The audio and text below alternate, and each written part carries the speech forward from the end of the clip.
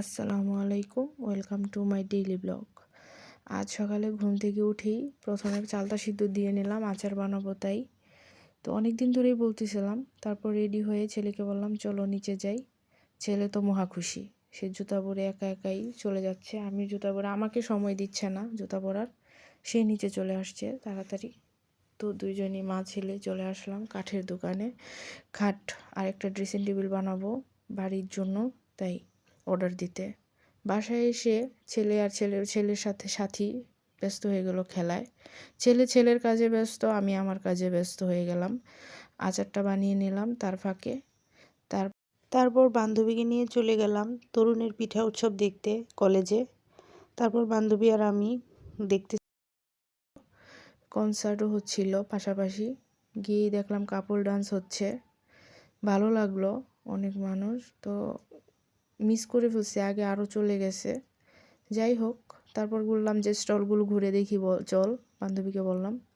তারপর বান্ধবীকে নিয়ে স্টলগুলো ঘুরে দেখলাম। ছেলেকে চকলেটস কিনে দিতে হয়েছে, অনেক অনেক চকলেটস কিনে দিতে হয়েছে। তারপর বান্ধবী লেন্স কিনলো, আমি ঘুরতেছিলাম। ম্যাকরামগুলো অনেক ভালো লাগছে, ভাবছিলাম একটা নিব, তারপর আবার নিই নাই। পিঠা, কেক, পিঠা এগুলোই। তারপর আবার বললাম যে চল আবার একটা ডান্স দেখে আসি। তারপর আবার আসলাম। ডান্সটা শেষ হওয়ার পরে আবার একটু ফুলের এখানে গেলাম, ফুলগুলা দেখতেছিলাম। আসলে অনেক কাট করে দিতে হয়েছে, তা না হলে এত বড় ভিডিও দেওয়া সম্ভব না। যতটুকু পারছি দিয়েছি, এতটুকুই। তারপর বললাম যে চল কিছু খাওয়া দরকার। তারপর ঝালমুড়ি নিলাম, সবারই পছন্দ ঝালমুড়ি, মেয়েদের ফুচকা ঝালমুড়িই পছন্দ। তারপর গান শুনতে আসলাম আবার। একের পর এক এক সবাই গান গাচ্ছিল। তো ভাইয়ারাও অনেক এনজয় করতেছিল, ছোট বড় ভাইয়া যারাই আছে একজনের পর একজন গান গাচ্ছিল। তারপরে যে এই ভাইয়াটাও খুবই সুন্দর গান গেয়েছে।